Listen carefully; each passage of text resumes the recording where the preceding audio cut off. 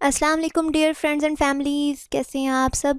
मुझे पूरा यकीन है कि अल्हम्दुलिल्लाह अल्लाह के फ़ज़ल व करम से आप खैरियत से होंगे। मैं आप सबको अपने चैनल में वेलकम करती हूँ, एक नई वीडियो में वेलकम करती हूँ। और आज की वीडियो जो है बहुत ही स्पेशल है। स्पेशल इस लिहाज से कि मैंने जस्ट एक इंग्रेडिएंट किचन से, ठीक है, वो मैंने उठाया है और उसके फ़वाइद के बारे में मैं आपको बताऊँगी कि आप किस किस तरीके से उस इंग्रेडिएंट को इस्तेमाल करके अपनी डेली प्रॉब्लम से छुटकारा हासिल कर सकते हैं। बहुत ही आसान, बहुत ही सिंपल रेमेडीज़ होती हैं। बातों को करते हैं यहाँ पे ख़त्म और वीडियो को करते हैं शुरू। लेकिन वीडियो शुरू करने से पहले एक छोटी सी रिक्वेस्ट है कि अगर आपने मेरा channel and health and beauty tips को अभी तक सब्सक्राइब नहीं किया तो इसे सब्सक्राइब कर लें। सब्सक्राइब करने के लिए सब्सक्राइब के बटन पर क्लिक करें, जो लाल कलर का बटन है, और उसके साथ जो बेल का आइकन अपीयर होगा उस पर लाजमी क्लिक कर लीजिएगा ताकि ये अपलोड्स का नोटिफिकेशन आपको मिलता रहेगा मैं जब भी कोई वीडियो अपलोड करूँगी। तो चलते हैं वीडियो की तरफ। हल्दी का नाम आपने कहाँ नहीं सुना होगा। हल्दी के बेनिफिट्स जो हैं वो तकरीबन हर किसी को पता है कि हल्दी जो है वो आपको क्या क्या फ़वाइद दे सकती है, उसकी क्या क्या खसूसियात हैं।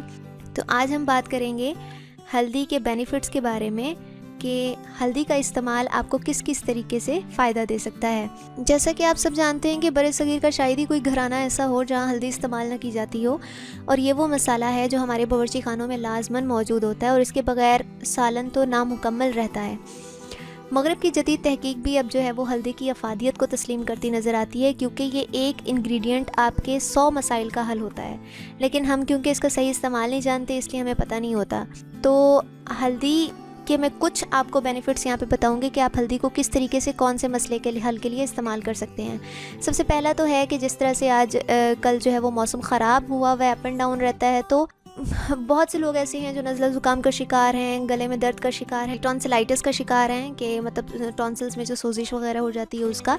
तो अगर आपका गला टॉन्सिल्स की वजह से ठीक ना रहता हो, या खांसी हो शदीद, या गले में शदीद ख़राश हो, और अगर आप कोई चीज़ निगले, इवन थूक भी अगर निकला जाता है तो वो दर्द होता है, तो ये जो कुदरती एंटीबायोटिक हमारे किचन में मौजूद होती है जिसे हम हल्दी कहते हैं, तो आप इससे ज़रूर फ़ायदा उठाएं।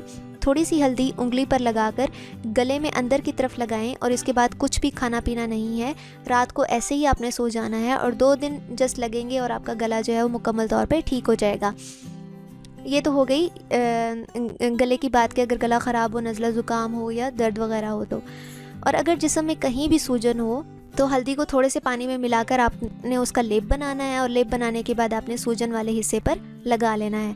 और अगर सूजन जो है उसके साथ साथ दर्द भी है तो इसमें चंद कतरे आपने जैतून के तेल के और अदरक का रस थोड़ा सा मिलाकर आपने लेप बनाना है और लेप बनाकर आपने लगा लेना है। तो वो एक ही दिन में आपका जो जिस्म का दर्द है, जो सूजन है, वो ख़त्म हो जाएगी। यानी कि इतना ज़्यादा फ़ायदा है हल्दी का, और हम जस्ट इसे सालन में डाल डाल के जो है वो इस्तेमाल करते रहते हैं। इन केस अगर चेहरे पर एक्नी का मसला है, कोई दाना निकल आया है, या फिर आपके चेहरा जो है वो दानों से दाने ख़त्म नहीं होते चेहरे पे, यानी कि आप जो भी क्रीम्स लगाते हैं, कुछ भी लगाते हैं तो कोई असर नहीं होता, तो आपने क्या काम करना है कि हल्दी को थोड़ी सी मुल्तानी मिट्टी में मिलाकर लगाएं। तो अगर एक दाना बना हुआ है तो वो जस्ट दानों पे ही अप्लाई करना है। एक्नी जहाँ जहाँ पे होगी आपने उस जगह पे अप्लाई करना है। तो कुछ ही दिनों के इस्तेमाल से आपका चेहरा जो है वो मुकम्मल तौर पर साफ़ हो जाएगा, एक्नी फ्री हो जाएगा। इन केस अगर आपको जोड़ों का दर्द है, आपको जोड़ों के दर्द का मसला है और किसी भी तरीके से ठीक नहीं हो रहा, तो आपने आधा जो चाय वाला चम्मच है वो हल्दी का लेना है, साथ और देसी घी लेना है, ठीक है। तो ये गर्म दूध में दोनों चीज़ें मिक्स करके आपने पी लेनी है। कमज़ोर जो स्टमक वाले हैं, जिनका हाजमा ठीक नहीं होता, कमज़ोर मैदे वाले जो होते हैं, वो इस चीज़ का इस्तेमाल एहतियात से करें, क्योंकि हल्दी और देसी घी दोनों की तासीर गर्म होती है, ठीक। अगर बहुत सी ऐसी ख़वातीन हैं, बहुत से ऐसे मर्द हजरात हैं जिन्हें कमर का दर्द नहीं जाता, कमर का दर्द हर टाइम उन्हें रहता है, और स्पेशली अगर वो बैठ जाएँ तो बैठने के बाद वो उठ नहीं सकते, तो कमर के दर्द की वजह से, तो कोई भी दवा खाने से अगर कमर का दर्द नहीं जा रहा तो आपने हल्दी और सौंठ, ठीक है, जो खुश्क जो अदरक होती है, उसको एक एक चुटकी जो है वो गर्म दूध में मिक्स करके पीना शुरू कर दें। और अगर ये चीज़ आपको सूट कर जाए आपकी बॉडी को, और आपको कोई इसके मतलब बेनिफिट्स जो हैं वो आपको मिलना शुरू हो जाएं, तो आहिस्ता आहिस्ता आप थोड़ी थोड़ी मिकदार इसकी बढ़ाते जाएं, तो इंशाल्लाह कमर का दर्द जो है वो रफू चक्कर हो जाएगा। अगर दांत में शदीद दर्द है तो हल्दी को हींग के साथ मिक्स करके छोटी छोटी सी गोलियां बनाकर रख लें, और दांत में जहां दर्द है इस गोली को वहां पर रख दें और कुछ देर तक लगा रहने दें। दांत का दर्द जो है वो फौरी तौर पर ख़त्म हो जाएगा, ठीक है। हींग और हल्दी, ये दोनों चीज़ें आपने मिक्स करके इसकी गोलियां बना लेनी है। इन केस अगर बहुत शदीद नज़ला ज़ुकाम है तो आपने क्या करना है कि आधा चम्मच जो चाय वाला है वो हल्दी लेनी है, ठीक है। शहद आपने लेना है 1 चम्मच, सौंठ आपने लेनी है 2 चुटकी। इन तीनों चीज़ों को आपने गर्म दूध में मिलाकर पीना शुरू कर देना है। तो ज़ुकाम और नज़ले का चाहे जितना भी शदीद हो, ठीक है, उसका बिल्कुल आराम आ जाएगा। तो ये हो गए हमारे पास हल्दी के फ़वाइद। ये तो कुछ ही फ़वाइद थे, ठीक है।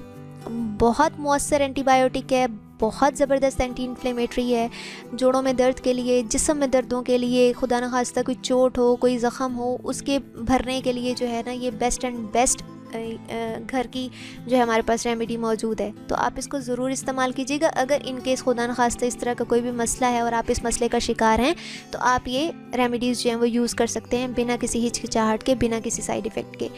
तो अगर आपको ये वीडियो थोड़ी सी हेल्पफुल लगे तो मेरा चैनल सब्सक्राइब करना मत भूलिएगा। वीडियो को लाइक कर लें, अपने फ्रेंड्स एंड फैमिली के साथ शेयर करें, ताकि मुझ में हौसला हो कि हाँ भाई मेरी वीडियो को लाइक किया जा रहा है या मेरी वीडियोस को पसंद किया जा रहा है। आप कमेंट्स में भी मुझसे पूछ सकते हैं। आप कमेंट्स में जो है वो मुझे बता दिया करें कि आप मेरी अगली वीडियो कौन सी होनी चाहिए, किस टॉपिक पे वीडियो बनानी चाहिए, किस चीज़ के बारे में आपको इन्फॉर्मेशन चाहिए। तो इंशाल्लाह मैं पूरी कोशिश करूँगी कि जितना मुझे नॉलेज है मैं आप सबके साथ शेयर कर सकूँ। अपना बहुत सारा ख्याल रखिएगा। मिलते हैं अगली वीडियो में, तब तक के लिए इजाज़त दीजिए। अल्लाह हाफ़िज़।